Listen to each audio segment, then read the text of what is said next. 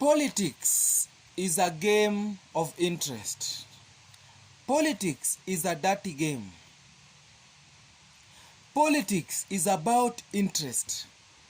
Ladies and gentlemen, Raila Odinga is going to win the election in 2022. I stand to be corrected. Ladies and gentlemen, what do I mean? If Raila does not win the election in 2022, he will have himself to blame. But for now, as per now, from where I sit, Raila has the presidency to take. Ladies and gentlemen, if you are joining me now and you have not subscribed, please subscribe, like and share so that every time we produce a video like this, YouTube will automatically notify you. Thank you and welcome. Ladies and gentlemen, Raila is going to win 2022 election. Why am I saying this? Raila is the son of Jaramogi Oginga Odinga. Raila is one man who runs against the government. Raila is one man who can give the holiday to the Kenyan citizens behind the government designated holiday. This is Raila for you. Raila is one man who has got people. You see, Raila is one presidential candidate that when you are thinking about him, he's thinking about something else. When you are putting him here, he's putting you somewhere else. That is one man. Raila is one man you do not want to write off anytime. Raila is one man who can mobilize the whole country to a specific agenda. Ladies and gentlemen, Ruto shot himself on foot by antagonizing President Uhuru Kenyatta. Some people are saying that Ruto is in government. How is it possible that Raila is going to defeat him? Raila is going to defeat Ruto at his own game. You see, the politics that William Ruto is doing right now is the politics that Raila has done. Raila has matured politically. Raila is one man that has got the people's interests at heart. Raila is a populist. William Ruto is a propagandist, right? William Ruto would want to beat you by propaganda. Ladies and gentlemen, Raila can only become better as per this time.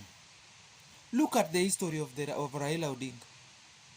Raila has gotten to extreme with the government for the sake of the people. People who were born earlier than today. Some of us, we just had a glimpse of that. But most of the older generation knows why Raila is the best candidate for this country. Why is it Raila?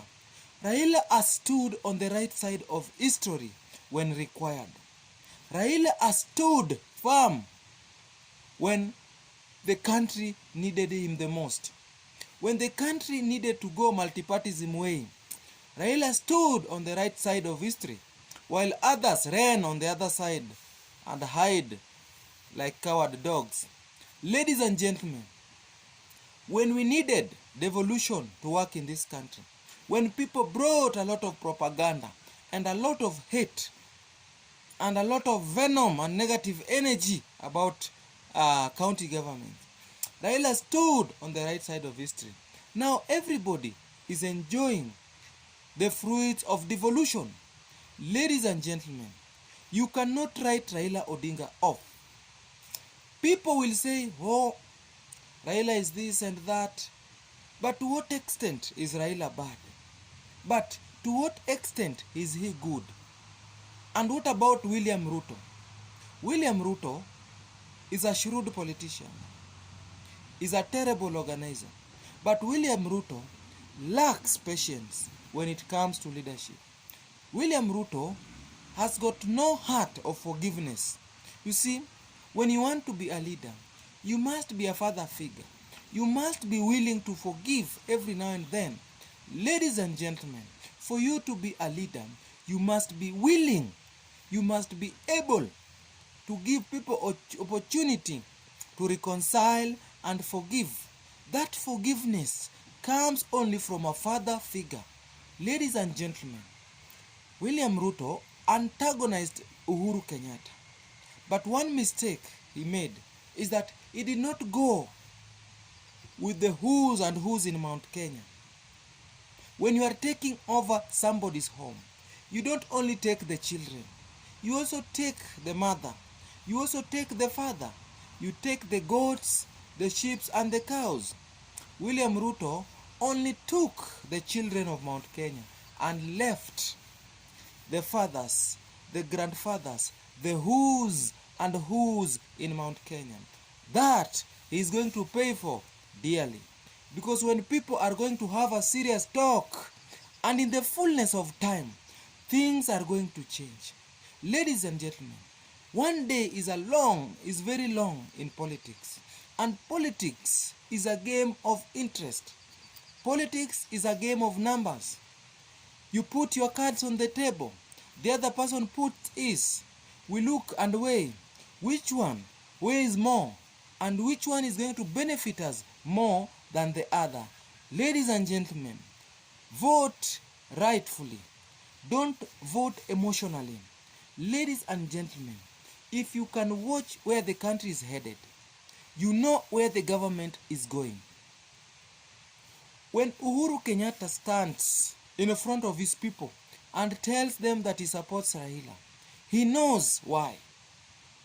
He knows the reason as to why he is supporting Raila. And this one cannot be in vain. Ladies and gentlemen, yesterday Kalonzo indicated that he is joining Azimio. What does this mean politically? It means that in Azimio, the numbers are adding every now and then. Ladies and gentlemen, PNU the other day pledged their support for the Azimio. Ladies and gentlemen, almost every part of the country is locked for Azimio. That's why those who have eyes will see. Those who have ears will hear. But if you are blind, especially politically, I'm very sorry. Because if you're going to vote emotionally, you are going to be left out of the government because of maybe tribal. This country has gone beyond tribal politics. This country has gone beyond calling people thieves and many other names. This is pure politics. The politics of change. The politics of generational change and economic change. Ladies and gentlemen, the pure politics that depicts the right leadership of a country. That is the politics of Kenya in 2022. Ladies and gentlemen, thank you for joining me in this exciting video. Thank you and welcome.